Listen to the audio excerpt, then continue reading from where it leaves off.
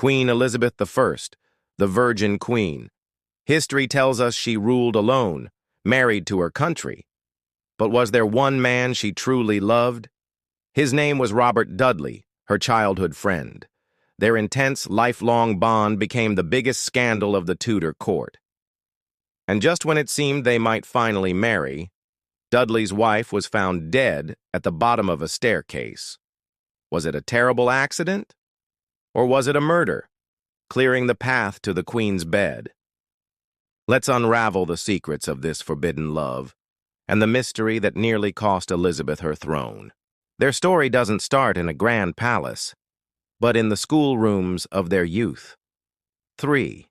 Robert Dudley and the future Queen Elizabeth were born just a year apart into the dangerous world of Tudor nobility.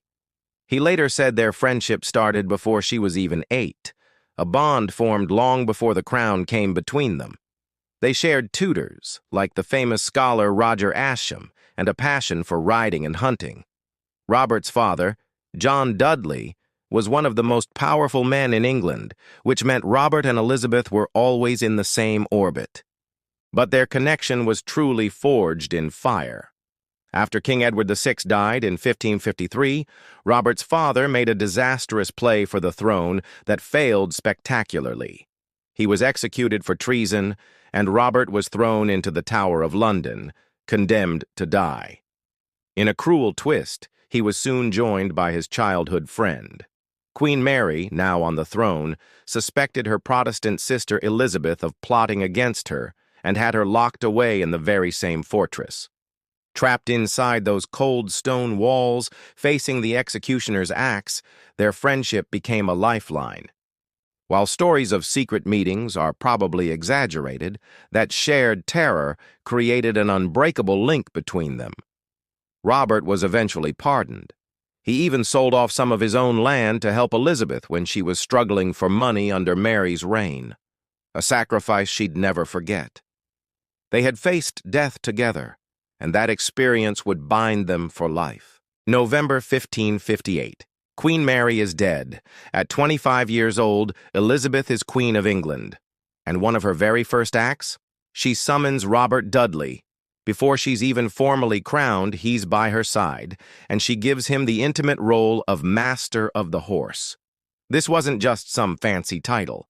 The Master of the Horse was responsible for the Queen's travel and her personal safety. It meant he was with her constantly. For the court, the message was loud and clear. The Queen had a favorite. The gossip started almost immediately. Foreign ambassadors sent frantic, coded messages home. The Spanish ambassador wrote that Elizabeth was in love with Lord Robert and never lets him leave her, and that she visited his chambers day and night. Another reported she blew off an important meeting just to watch Dudley play tennis. And Elizabeth didn't seem to care about the rumors. She laughed and bantered with him constantly, once telling an envoy she couldn't do without him, calling him "my little dog." She moved his rooms right next to hers, fueling even more speculation. Were they just friends? Or were the Virgin Queen and her Master of the Horse secretly lovers? For Dudley, it was an incredible comeback. The son of a traitor was now the Queen's most trusted companion. She showered him with gifts, land, and titles. But for all their obvious affection and whispered meetings, there was one huge problem. Robert Dudley was already married. The man the Queen was so obviously in love with wasn't actually available. Back in 1550, Robert Dudley had married Amy Robsart, the daughter of a wealthy gentleman. It was a standard political match. But now, with Robert at the center of the royal universe, Amy was nowhere to be seen. She lived a quiet life in the countryside, managing her own home but rarely seeing her husband. This wasn't totally unheard of for nobles, but in this case, it was explosive. The Queen was fawning over a married man whose wife was basically living in exile. Dark rumors started to spread that Amy was sick, maybe with a malady in her breast, and that the Queen was just waiting for her to die so she could marry Robert. It was a grim story. The Queen and her favorite, callously waiting for another woman's death. At court, the tension was thick enough to cut with a knife. Elizabeth's top advisor, the cautious William Cecil, was horrified. He saw Dudley as a reckless threat to the throne and fought him at every turn. It was a power struggle between the Queen's head and her heart. Cecil and the council pushed Elizabeth to marry a foreign prince, secure an alliance, and produce an heir. But she just stalled, keeping everyone guessing and keeping Dudley right by her side. Across Europe, other courts watched in fascination and disgust. Would the Protestant queen really risk her crown for this man? The whole situation was a ticking time bomb. Everyone was just waiting for something to happen. In the autumn of 1560, it did. September 8th, 1560, Cumnor Place, a manor near Oxford. Amy Robsart is found dead at the foot of a staircase, her neck broken. The day's events were bizarre. Amy, who was staying at the house, had insisted all her servants go to a local fair, leaving her almost completely alone. When they got back, they found her body. The timing was beyond suspicious. Dudley was with the Queen at Windsor Castle, just as their relationship was reaching its peak. And after months of rumors about Amy's convenient illness, she was suddenly dead. The news ripped through the court. This is exactly what the gossips had predicted. The immediate conclusion for most wasn't an accident. It was murder. Did Robert Dudley have his wife killed to marry the Queen? Or even worse, was Elizabeth herself in on it? Dudley knew this was a catastrophe. He immediately sent a frantic letter to his agent, demanding a full and impartial inquest. The official verdict came back as death by misadventure, an accidental fall. But the report also mentioned 2 deep gashes on her head. The verdict did nothing. Nobody believed it. How does a healthy young woman accidentally fall down a short flight of stairs so hard she breaks her neck? Why did she send all her servants away? Today, most historians doubt Dudley was the killer. The scandal made marrying Elizabeth impossible, the exact opposite of what he wanted. So what happened? Could it have been suicide? Maybe.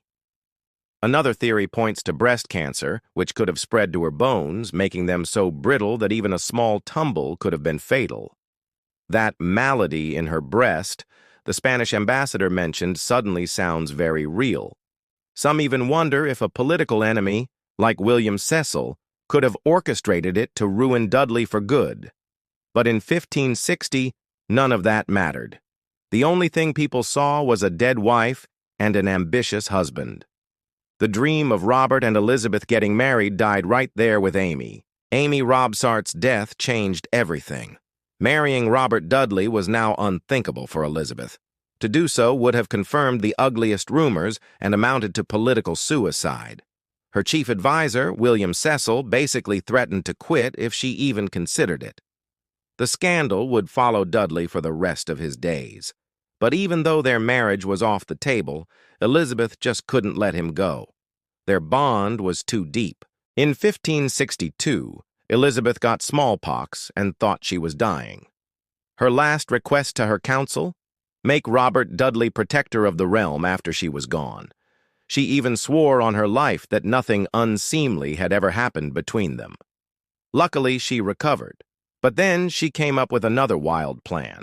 What if Dudley married her rival, Mary, Queen of Scots? In Elizabeth's mind, it was a genius move. She couldn't have him, but this way he'd still be a powerful ally. She even made him the Earl of Leicester to make the offer more appealing.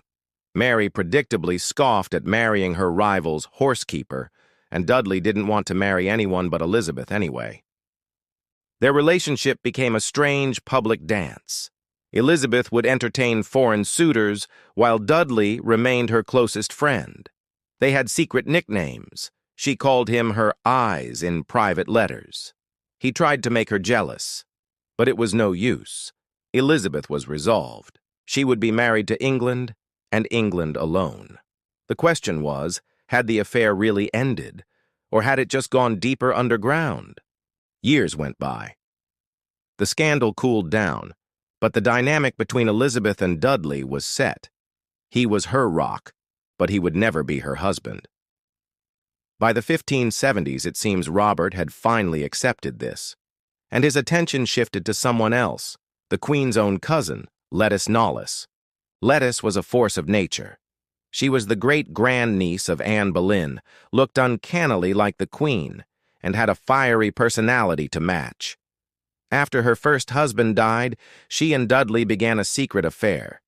They knew that if Elizabeth found out, she would be furious. So, in 1578, they got married in secret. It was a huge risk. Marrying without the Queen's permission was a serious offense, but marrying the Queen's one true love? That was a catastrophic betrayal. Of course, the secret got out. When Elizabeth heard the news, she exploded. She was filled with a rage that was part jealousy and a profound sense of personal betrayal. One story says she screamed at Lettice, boxed her ears, and banished her from court for life. Lettice Knollys was never, ever allowed in the Queen's presence again. Elizabeth's first instinct was to throw Dudley in the Tower of London, the same place where their friendship had been forged in fire. He was only spared because his friends on the council talked her down. But why such an insane reaction from a woman who wouldn't marry him herself? Because in Elizabeth's mind, Robert Dudley was hers. Her refusal to marry him didn't mean she was willing to let another woman have him. His secret marriage felt like a rejection. Eventually, Elizabeth's anger toward Dudley cooled.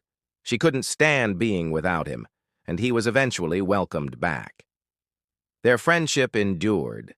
Dudley's marriage to Lettice seems to have been a happy one, though their only son died tragically at age 3. In his final decade, Robert Dudley was still one of the most powerful men in the country. Their bond had survived his secret marriage, and Elizabeth trusted him completely.